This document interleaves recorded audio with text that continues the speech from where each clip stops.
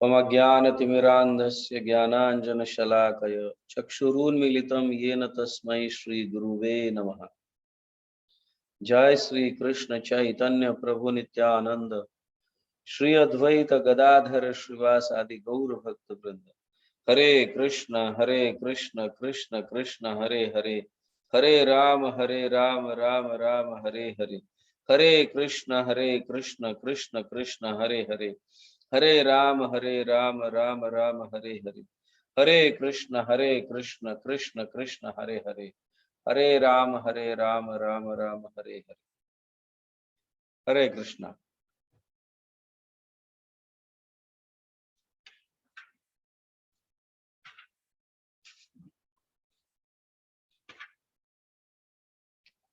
Okay, सभी भक्तों का स्वागत है।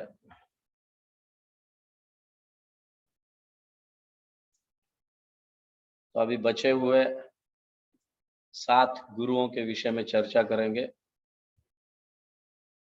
जो अवधूत राजा यदु को बता रहे हैं। और वो 7 गुरु जिनसे अवधूत सीखे हैं, उनमें से एक पक्षी, कुरर पक्षी, या सिर्फ पक्षी कहो, पक्षी से वो क्या सीखते हैं। एक विशाल पक्षी भूखा था, तो एक छोटा पक्षी जो है कुछ खाते हुए देखता है। एक छोटे पक्षी को कुछ खाते हुए ये बड़ा पक्षी देखता है, और ये बड़ा पक्षी बड़ा भूखा रहता है, और उस छोटे पक्षी को हकाल कर, वहां से हटाकर, और उस जो खाद्य है जो छोटा पक्षी खा रहा है उसको वो छीन लेता है, उसको खा लेता है। या दोनों के बीच में झगड़ा, छोटा पक्षी बड़े पक्षी से झगड़ रहा है, क्योंकि छोटा पक्षी उस खाने को जो खा रहा था पहले से ही, और बड़ा पक्षी बड़ा भूखा था, तो उस छोटे पक्षी के खाद्य को वो जो खा रहा है उसको छीनने का प्रयास करता है। तो छोटा पक्षी उससे झगड़ने लगता है, और जब पता चलता है इस छोटे पक्षी को मेरी ताकत इतनी नहीं है कि बड़े पक्षी से मैं झगड़ कर अपने खाद्य को वापस ले लूं, या मेरा खाना जो है उसे मैं वापस ले लूं, ये छोटा पक्षी तुरंत समझ जाता है। इसीलिए ये छोटा पक्षी उस बड़े पक्षी को दे देता है, ले लो। तो होता क्या है, जो टेंशन था उस छोटे पक्षी को, या किसी के साथ झगड़ना, तो टेंशन फ्री हो जाता है, फिर अपना खाद्य वापस ढूंढने लगता है। तो इस पर से अवधूत ये सीख लेते हैं कि जब हमारे पास बड़ी मात्रा में, एक्चुअली ये छोटा पक्षी जो है बड़ी मात्रा में किसी मांस को खाते रहता है, किसी किसी एक बड़ी चीज को मरा हुआ देखकर उसको खाते रहता है। ये छोटा पक्षी होता है, तो बड़ा पक्षी उसको हटाकर, उसको हकाल कर, वहां से निकाल कर उस मांस को या उस खाद्य को खाने लगता है। तो छोटा पक्षी अपने आप में उसे दे देता है और वहां से चला जाता है।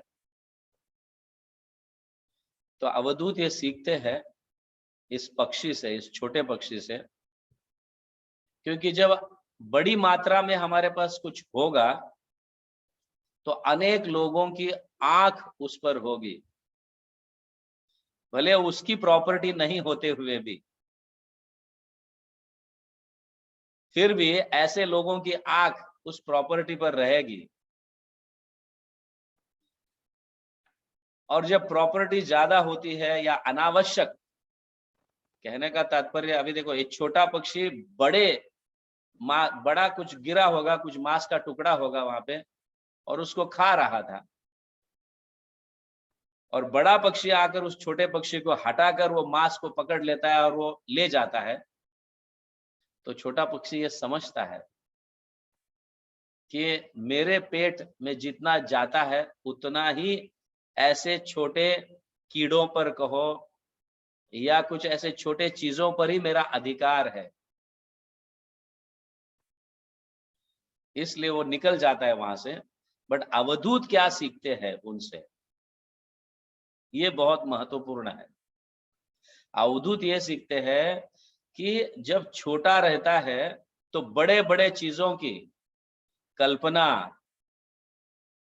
प्राप्त करने की जो कल्पना है, मुझे ये चाहिए वो चाहिए, अपनी योग्यता के अनुसार हमें करना चाहिए, वरना बड़े लोगों की नजर उस पर होती है। आप समझ रहे हैं? ये अवधूत सीख है। तो उसमें क्या है कि जब हमारे आवश्यकता से, हमारी योग्यता से ज्यादा चीजें जब हमारे पास रहेगी तो वो टेंशन दायक होगा। अब समझे? इसीलिए अपने योग्यता के अनुसार ही अपने को उन चीजों को इकट्ठा करनी चाहिए, हाँ? वरना टेंशन रहेगा। आप समझ रहे हैं ये क्या क्या क्या सीख है उनसे? समझे? हम्म? और दूसरा, अवधूत जो है एक मूर्ख बालक से क्या सीखते हैं? मूर्ख बालक कुछ करना नहीं चाहता है, खेलना चाहता है, अपना समय, हाँ, व्यर्थ गवाना चाहता है। बट ऐसे मूर्ख व्यक्ति के पास कितना सारा समय होता है, अपनी मूर्खता को छोड़कर भगवान की शरण में जाना चाहिए। अपना समय व्यर्थ गवाते रहता है। तो यहाँ पे वो कहते हैं कि हमारे पास समय बहुत है, लेकिन हम मूर्खता के कारण उस समय को बहुत गंवाते हैं कई चीजों में। हम खुद भी जानते हैं हमारे पास बहुत सारा समय है, फिर भी एज अ फॉर्मेलिटी 16 माला जप करने के लिए हम 2 घंटा देते हैं, लेकिन हमारे पास 2 घंटे से भी ज्यादा समय होता है। बट हम समझते हैं कि 16 माला जप करना मतलब अपना काम हो गया, लेकिन हम ग्रंथों को पढ़ते नहीं हैं, भक्तों का संग नहीं करते हैं। ऐसे कई जगह हम अपना समय व्यर्थ गवाते हैं। तो समय को व्यर्थ गवाना, हाँ ठीक है, अगर समय भौतिक चीजों में भी लगा रहे हैं, हाँ, भौतिक जिससे कुछ प्राप्ति हो रही है तो ठीक है। अगर कुछ प्राप्त नहीं हो रहा है तो वहां पे समय गवाना नहीं चाहिए। तो बेटर है कि हम माला ज्यादा जपे, हाँ, ग्रंथों को पढ़े, भक्तों का संग करे। तो बहुत कीमती है जीवन, मनुष्य जीवन जो है, हाँ, बहुत दुर्लभ है, और बहुत बहुत कष्ट से कई जन्मों में अनेक योनियों को प्राप्त कर कर कष्ट सहा है हमने, और तब जाके मनुष्य शरीर यहाँ तक प्रमोट हुए हैं धीरे धीरे। और इसको समय, मतलब इसको गवाना, हम मनुष्य शरीर प्राप्त करने के बाद भी समय जो है गवाना, व्यर्थ करना, तो ये मूर्खता होगी। So we should not be foolish. Intelligently, हाँ, अपने बुद्धि का इस्तेमाल कर कर हमारा समय जो है ज्यादातर आध्यात्मिक उन्नति में लगाना चाहिए। माला जप करते रहना चाहिए, ग्रंथों को पढ़ना चाहिए। और तीसरा, एक युवती से ये अवधूत क्या सीखते हैं? युवती के सारे घर के लोग जो है यंग गर्ल होती है, सारे घर के लोग कहीं बाहर जाते हैं, तो यह अकेली रहती है घर में। तो कुछ लोग जो है, मतलब कहो कुछ घर के लोग अपने लड़के को लड़की ढूंढने के लिए इनके घर आ जाते हैं, लेकिन घर के सारे लोग बाहर रहते हैं और ये लड़की अकेली रहती है, यंग गर्ल। और उनको खूब अच्छी तरह से सम्मान से उनको अंदर बुलाकर वो अपने घर में उनके लिए कुछ व्यवस्था करती है, खाने पीने की कहो जो भी है, व्यवस्था करती रहती है। और जब व्यवस्था करते रहते हैं तो उसके हाथ में बहुत सारे चूड़ियां होते हैं, बैंगल्स। और वो काम करते समय घर के अंदर वो आवाज करते रहते बहुत।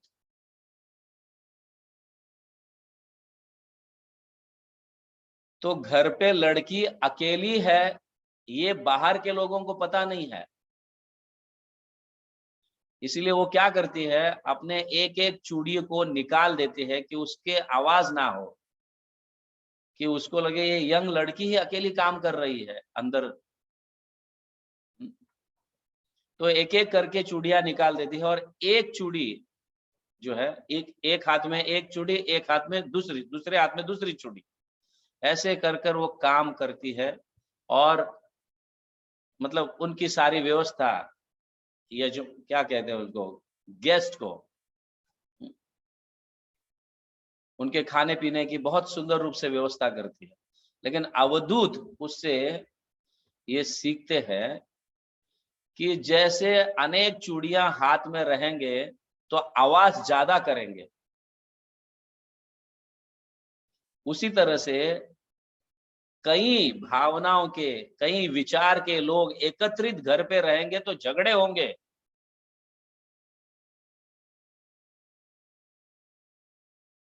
तो अवधूत ये सीखते हैं कि अकेला रहना अच्छा है, शांति प्राप्त होती है, और भगवान का ध्यान स्मरण, हाँ,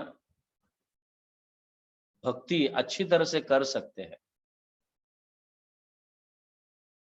इसीलिए सुबह सुबह उठकर हमें जप करना चाहिए, क्योंकि सारे लोग घर के अगर एक साथ जप करने लगे सुबह, तो बाकी अन्य कार्य में, मतलब सुबह कोई कार्य नहीं होता है, लेकिन जैसे ही 7, 8, 10 बज जाते हैं तो अन्य कार्यों के लिए हमारा विचार भटकने लगता है, और जब ध्यान पूर्वक नहीं होता है।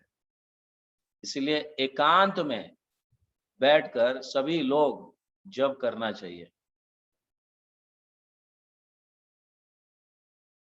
तो यहाँ पे एकांत के विषय में कहा गया है, एकांत में रहकर ध्यान पूर्वक जप हो सकता है। सभी लोग, यहाँ पे एकांत का अर्थ यह है कि प्रातःकालीन शांत समय रहता है। भले अनेक लोग बैठकर जप कर रहे हैं, लेकिन प्रातःकालीन जो है, सुबह के समय शांत वातावरण रहता है, फ्रेश रहता है। ध्यान यहाँ वहां भटकता नहीं, क्योंकि कोई भी कार्य इतना सुबह शुरू नहीं होता।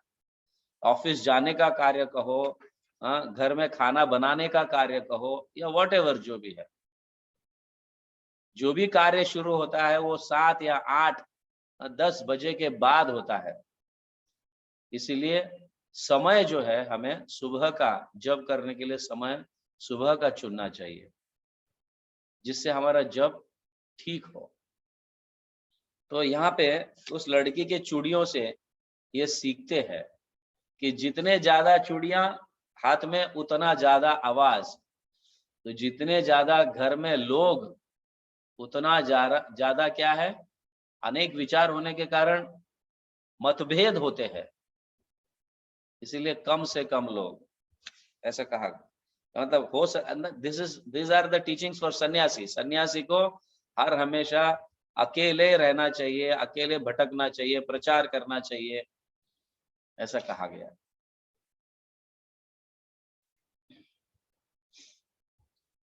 तो ये अवधूत ब्राह्मण जो है, एक बार चलते चलते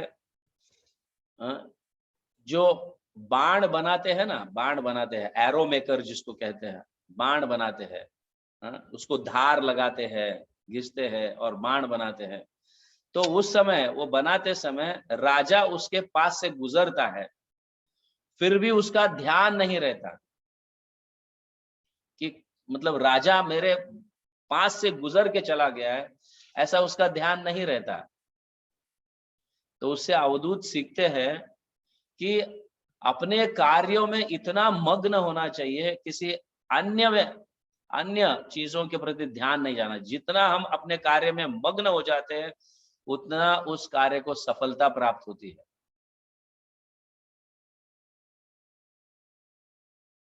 समझ गए ना? तो मुख्य कार्य क्या है? भगवत भक्ति। तो भक्ति कार्य में जब हम लगते हैं तो हमारा ध्यान यहाँ वहां नहीं जाना चाहिए।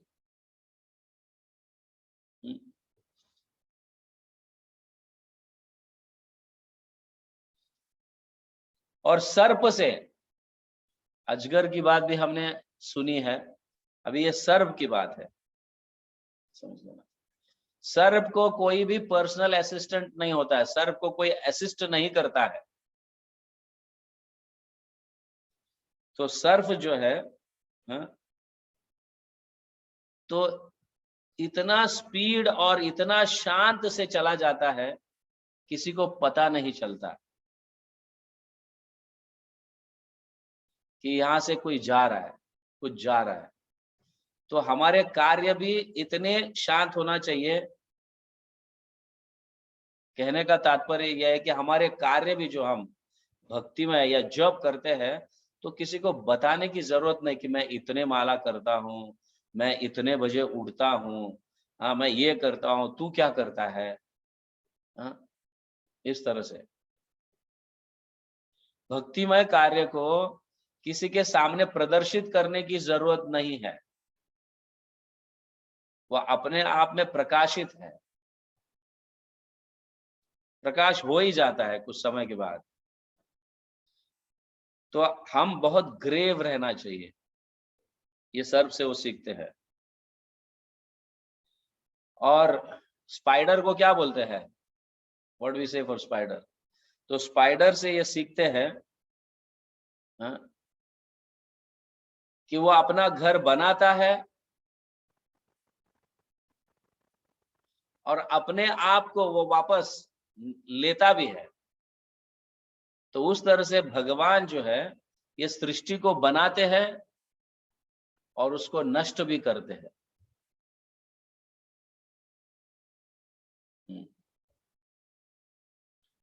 और एक छोटे कीड़े से, एकदम छोटा कीड़ा होता है, या मकोड़ा कहो या चींटी कहो या वॉट एवर,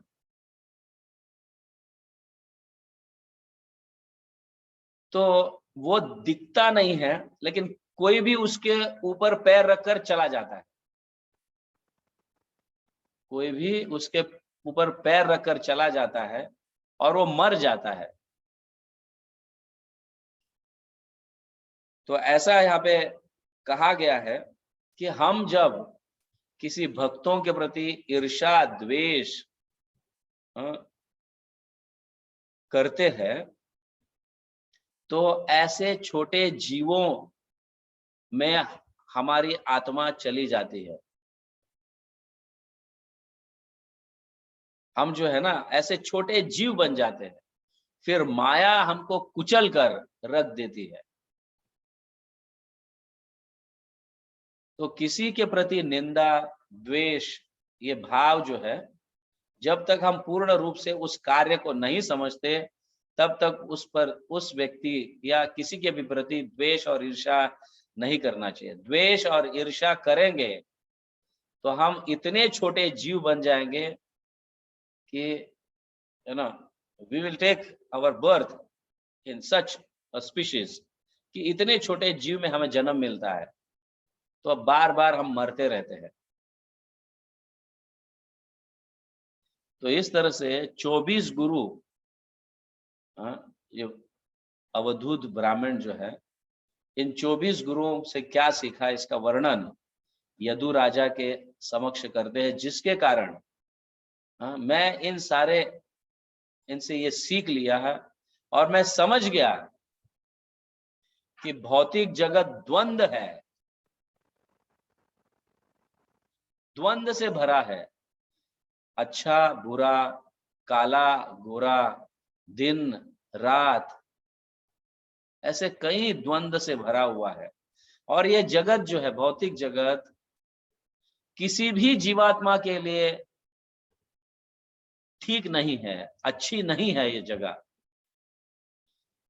आध्यात्मिक जगत, भौतिक जगत के तुलना में आध्यात्मिक जगत जो है इतना आनंदमय है। भगवान की सेवा वहां प्राप्त होती है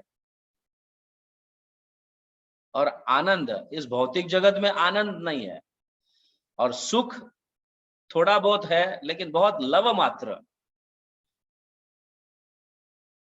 और आनंद जो है इसकी सीमा नहीं है।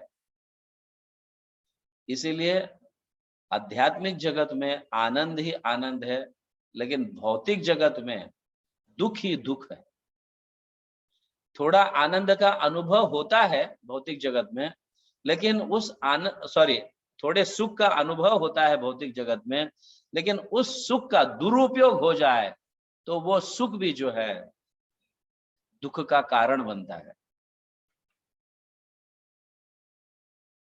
इसलिए आध्यात्मिक जगत में आनंद है, क्योंकि हमारा आत्मा जो है सच्चित आनंद विग्रह है। तो हम आनंद, हमारे मतलब हम आनंद को पसंद करते हैं, सुख को नहीं, क्योंकि आत्मा का जो स्वरूप जो है, आत्मा का स्वरूप सच्चित आनंद है।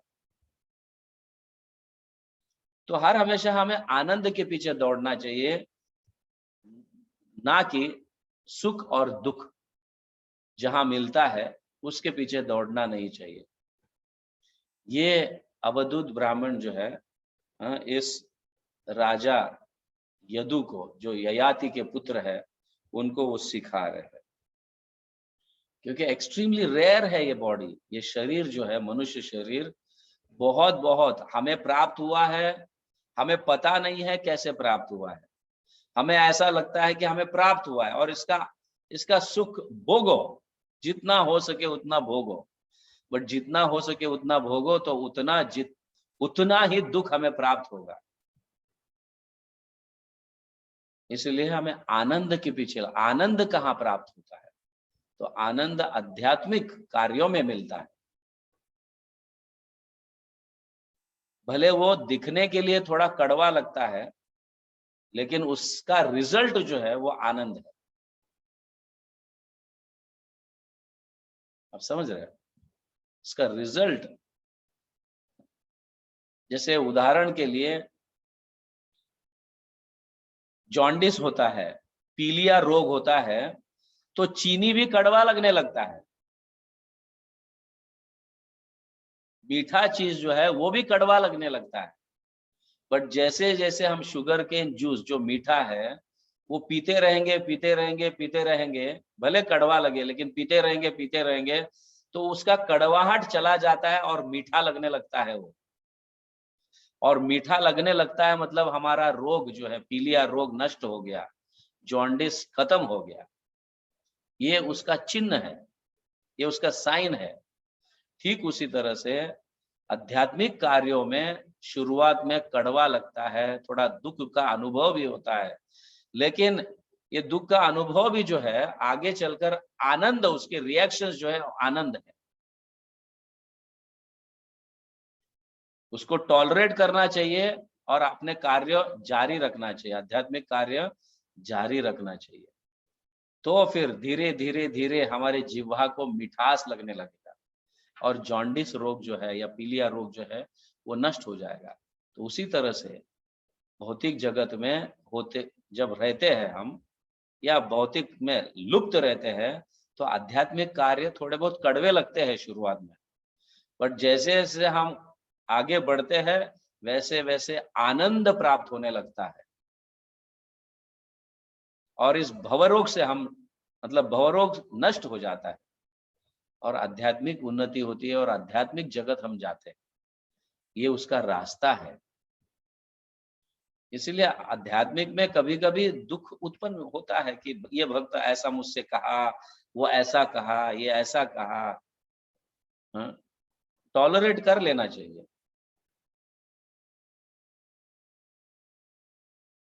क्योंकि हम आध्यात्मिक उन्नति कर रहे हैं। जैसे उदाहरण के लिए कई दिनों से घर बंद है, या कई दिनों से ने कई महीनों से, कई महीनों से ने कई साल से, सपोज घर बंद है, बहुत सारा धूल, कचरा और क्या नेट्स, स्पाइडर नेट्स वगैरह सब लगे रहते हैं। सारा गंदगी सेटल होने के कारण हमको सारी चीज स्पष्ट दिखने लगती है। बट जब हम झाड़ू लेकर उसको साफ करने को करते हैं, तब पूरा धूल उड़कर, समझ गए, गंदगी, जितनी गंदगी है वो सब बाहर आने लगती है, धूल उड़ता है। बट साफ करते ही रहना चाहिए हमें, तब जाके घर साफ होगा। अरे साफ कर रहा हूं, ये धूल उड़ रहा है, ज्यादा कचरा दिख रहा है, इसका अर्थ ये नहीं कि हमें घर साफ नहीं करना है। समझे? घर साफ करने से पहले तो सब, भले दीवार को चिपका है, नीचे गंदा है, सब पूरा, लेकिन विजन तो स्पष्ट दिख रहा है, ऐसा लगता है। बट जब साफ करने लगते हैं तो पूरा धूल धूल धूल धूल होने लगता है। तो कुछ मूर्ख लोगों को ऐसा लगता है कि क्यों मैं साफ करने के लिए लिया, सब धूल धूल हो गया, उससे तो बेटर है साफ नहीं करता। लेकिन होशियारी, इंटेलिजेंस, बुद्धिशाली वो व्यक्ति है, साफ करते समय स्वाभाविक है धूल उड़ेगा, क्योंकि हम उस धूल को निकाल कर फेंक रहे हैं, और फिर आगे चलकर ऐसे ही साफ करते रहेंगे तो आगे चलकर घर साफ होगा, जहां पे हम अच्छी तरह से शांति से रह सकते हैं। तो हमारे हृदय में बहुत सारा अनेक जन्मों से कचरा बैठा हुआ है, और आध्यात्मिक कार्यों को लेते हैं, भक्ति को अपनाते हैं, वो झाड़ू मारने के समान है, तो सारा कचरा बाहर आने लगता है। समझ गया ना? दिखने लगता है कि ये ऐसा, वो ऐसा, ये क्या है ऐसा, अरे बाहर भी ऐसा ही, अंदर मतलब भक्ति में भी ऐसा ही दिखने लगता है। तो ये हमारे हृदय का कचरा निकल रहा है, इसलिए सब दिखता है। तो हमें भक्ति जारी रखना चाहिए। कई लोग भक्ति को छोड़ के चले जाते हैं, अरे भौतिक जगत में भी ऐसा है और यहाँ पे भी ऐसा है, तो बेटर है वहां पे अच्छा है। बट हम ये नहीं सोच रहे कि मेरे हृदय का कचरा निकल रहा है, भगवान हमसे परीक्षा ले रहे हैं। तो आध्यात्मिक कार्य को जारी रखना चाहिए, क्योंकि मनुष्य देह जो है ये दुर्लभ है, वापस प्राप्त नहीं होगी।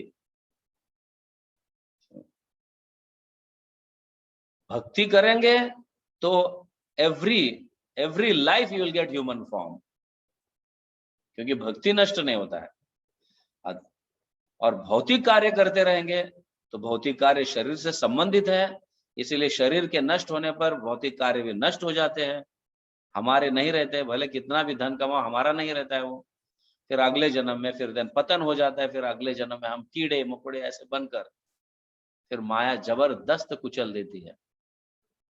वापस मनुष्य शरीर कब प्राप्त होगा इसकी कोई गारंटी नहीं है। इसलिए दुर्लभ मानव शरीर, दुर्लभ मानुष शरीर।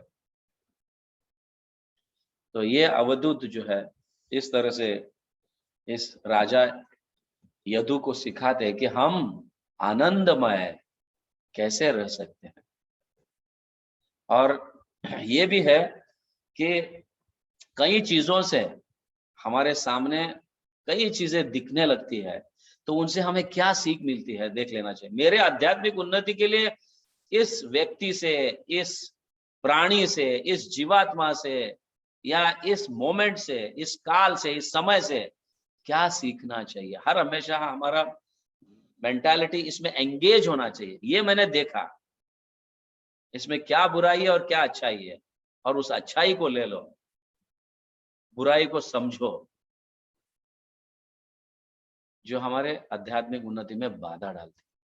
क्योंकि हमारी आंखें जो है, आंखें खोलते ही बहुत सारे चीज दिखने लगते हैं हमें, अच्छे भी और बुरे भी। तो it is up to us what we learn from them. जैसे अवधूत ब्राह्मण ने कितने सारे चीज, इवन अच्छे चीजों से भी उन्होंने अच्छा सीखा, बुरे चीजों से भी अच्छा सीखा। सो इतना एनालिटिकल पावर जो है, इसे महामंत्र के जप से ही होगा। हरे कृष्ण कृष्ण कृष्ण हरे हरे, हरे राम राम राम हरे हरे। अच्छी तरह से ध्यान पूर्वक भक्तों के संग में जप करते रहेंगे तो ये सद्बुद्धि जो है, ये विवेक जो है, साधारण बुद्धि नहीं, विवेक प्राप्त होता है, जिसके कारण मेरे आध्यात्मिक उन्नति के लिए क्या अच्छा है, ताकि मैं इस मनुष्य जीवन के परम लक्ष्य को, जो भगवत प्रेम है, वो प्राप्त कर सकूं। ओके, दिस इज हाउ अवधूत ब्राह्मण इस राजा को सिखाते हैं। Thus this chapter ends, and from tomorrow we'll discuss next chapter.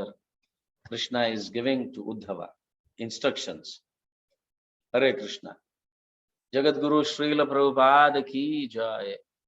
हरिनाम संकीर्तन की जय। गौर प्रेमानंद। हरि हरि बोल।